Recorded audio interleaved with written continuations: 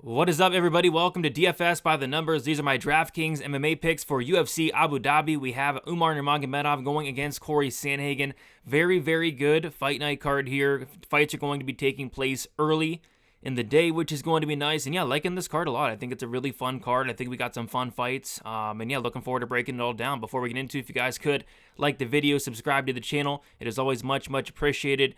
Sorry for the late release, a little behind this week, so but better late than never, as they say. So gonna get right into it here. And as always, we're going to start with the fight. Doesn't go to decision lines, and not really one that we don't have like a minus 1,000 fight doesn't go this week, right? So the highest one is the Magomedov Olazechuk fight at minus 215 for that fight. Doesn't go to decision, and this is a fight that I think does end inside the distance and probably in like the first round and a half here, because Olazechuk's a guy that I'm just not sure where he's at yet, or where he's at this point of his career. There's talks about retirement. I mean, he's only 29 years old. His last two fights have lasted 2 minutes combined. So, yeah, I kind of feel like this is going to be like a round one banger. Olazechuk, super cheap at 7,200. I feel like he's live for an early finish. But, if this fight does get extended, I kind of think Olazechuk's going to look for a way out. So I'm personally on the Magomedov side here, but Olazechuk's a guy with some really high upside at a cheap price, boom or bust type play. We got Joel Alvarez going against Elvis Brenner. This is my favorite fight on the entire card. And also from like a DraftKings perspective as well, because these salaries, we got Joel Alvarez, 8,300, a guy with a 100% finish rate. And then you have an absolute dog and Elvis Brenner at 7,900. I think somebody's getting served here. I'm kind of seeing an Alvarez early, Brenner late. And at these salaries, I struggle to see one of these guys not ending up on the optimal lineup. So another great fight to target there in that Alvarez-Brenner fight.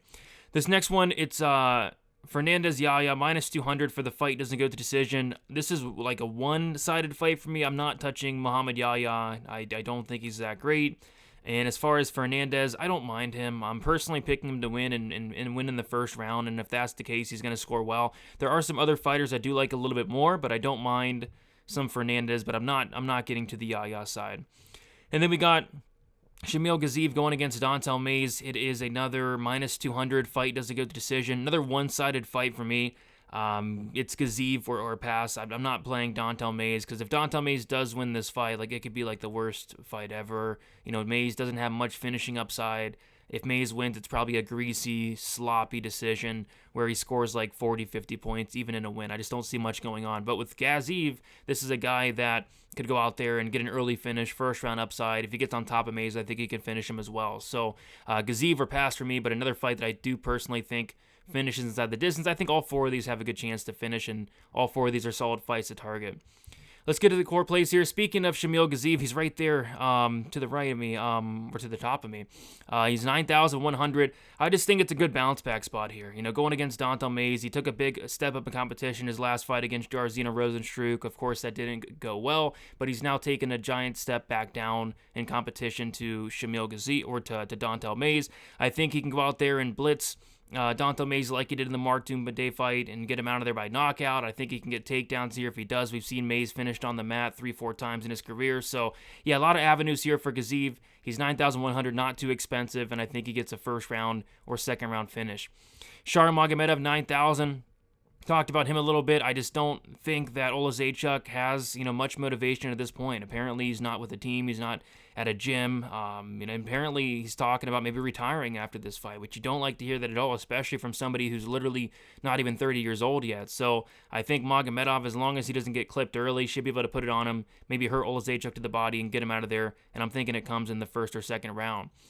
And next we got an underdog here. It's Rolando Bedoya, 7,600. He's very cheap. This line has closed up a lot throughout the week. I think Bedoya is like plus 105, plus 110 on the money line as of now. So we're getting some line value here on Bedoya. There's a couple reasons I do like Bedoya. It's the volume, the durability, and also the fact that he's much, much younger. I think he's like 9 years younger than Jai Herbert, and Jai Herbert's really changed up his style throughout his career. Jai Herbert's now a lot more tentative. I don't think Jai Herbert has the best striking defense, the best chin, the best volume. So although I think Herbert's probably more skilled, I just think Bedoya has a lot of things going for him in this fight, and he's $1,000 cheaper than Herbert. So I like Bedoya here. I think he will be a popular dog with all the line movement, but rightfully so. And then Umar Nurmagomedov, 9,200. 25 minutes to work with. Takedown upside here. This is a guy that's averaging about 4.5 takedowns per 15 minutes. If this fight does go 25, I see a bunch of takedowns, control time. We've seen Corey Sandhagen taken down in the majority of his fights. And if this fight does not go 25, it probably means that Umar got a sub here. So I do like Umar Nurmagomedov, and I think he has some solid upside across 25 minutes. Moving on to the GPP plays here, only 3 sticking out. It's kind of like a stars and scrubs week for me. Another guy up top that I don't mind, we talked about a little bit, it's Caio Fernandez, 9,300. I'm not the highest on Caio Fernandez. I'm just very, very, very low on Muhammad Yahya. Yahya's been finished in 3 of his 4 losses. Probably should be all 4 if Trevor Peek fought, a little smart in that fight. I mean, Peek hurt him like 70 times in that fight and kind of let him off the hook a little bit. But yeah, Fernandez is going to be dangerous wherever the fight goes. On the feet, Fernandez has power. On the ground, he has a slick submission game. I see Fernandez finishing this fight. There are some guys I do like a little bit more, but Fernandez is certainly a play, and I think he has finish upside. Next, we got Joel Alvarez, 8,300. And you can't ignore a guy with a 100% finish rate. He is going against Brenner, who's never been finished, but if anybody's going to finish Brenner, it will be Joel Alvarez. Joel Alvarez is a guy that has a ton of power on the feet, a very, very good submission game. We've seen Brenner hurt a lot. We've seen Brenner put in bad spots, and if he gets hurt or put in bad spots against Alvarez, that could be the end of it. So I don't mind Alvarez in this fight as a whole. I mean, this is a fight that I'm going to be very, very heavily owned on. And then finally, Michael Chiesa. He's 9,500. Most expensive fighter on the entire slate. And yeah, I'm not going to completely ignore Chiesa here. The fact of the matter is Tony Ferguson's on like a 7-fight skid. Or 7-fight skid. And not only that, not only is he losing these 7 fights, they're not really competitive at all. So, Ferguson's takedown defense has looked awful these last several years. I think Chiesa can definitely get takedowns here as long as he avoids that Darce, avoids getting put into a submission. I mean, I think Chiesa should roll here. It could either be like a dominant 3-round decision, or I think Chiesa can tap out Ferguson. We just saw Bobby Green tap him out not too long ago. So don't mind Chiesa here at 9,500, although he's very expensive. Moving on to the live dogs, we talked about Bedoya already. Another live dog is Elvis Brenner. This guy is the definition of a dog. If you don't put this guy away, he's going to be there the entire time. He's going to be in your face. He has power, a good submission game in his own right. I think he's going to have the better cardio here. And if Alvarez isn't able to put him away in the first round and a half, I could see him kind of turning the tables here down the stretch and maybe getting a late finish. So yeah, this is going to be a dog fight. This is going to be a war. It's going to be a car crash. I don't mind some Brenner at 7,900.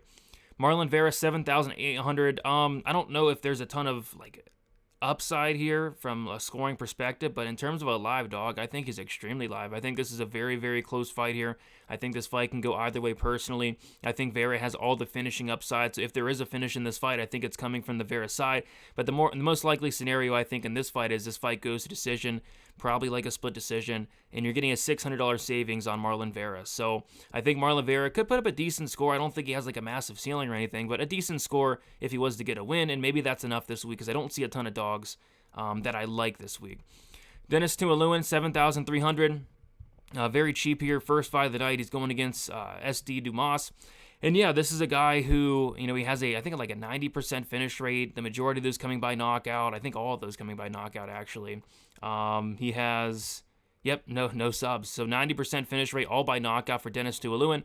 SD Dumas, we've seen him hurt multiple times against Josh Fremd. We saw him get knocked out in his last fight. Nursultan Ruziboev got him out of there. I know it was an eye poke, but still. And Dennis is going to go out there and he's going to wing bombs. Not much other than that. He's going to try to take off SD Dumas's head and he'll have 15 minutes to do it. So I think he'll get opportunities, and I don't hate him at this very cheap price tag of 7,300. And then Corey Sandhagen, 7,000. I'm not picking him to win. It's just one of these situations where we're getting a very, very high-level fighter at a $7,000 price tag. And this is going to be Umar Nurmagomedov's toughest test to date. It's not even close. So, if Sandhagen's able to come out here, stuff some takedowns, extend this fight a little bit, work his way back up if he gets taken down, maybe he can make this competitive. Sandhagen, obviously very good striker, decent grappler in his own right. So it's just, we're getting Sandhagen at 7,000, super cheap. Could be worth some sprinkles. And if he does go 25 minutes, maybe he's able to put up some points along the way, and maybe that could be enough, especially in cash games.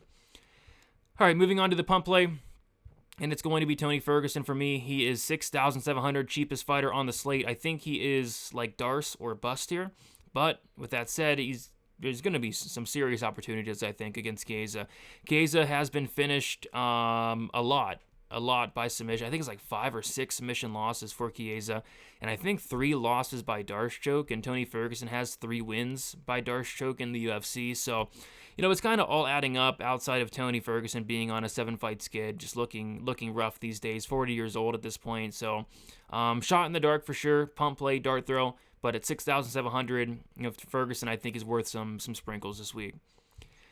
And then we got fade is Cedricus Dumas, 8,900. Just has not shown me anything yet thus far in the UFC. In theory, he does have a big grappling path, but I don't think he has the wrestling to take down Denis Tuolumne.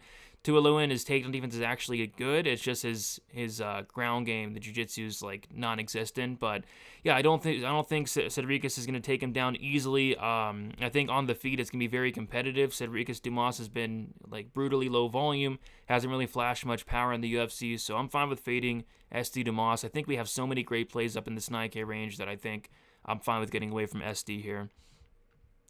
And yeah, that is about it. Thank you guys so much for watching. If you guys could like on your way out, subscribe to the channel as well. Be on the lookout for more content throughout the week. And best of luck for UFC Abu Dhabi. Should be a fun card. Early card. Get your lineups in. I think the fights are starting at 12 Eastern time on Saturday. So you guys, best of luck, and we'll talk to you soon. See ya.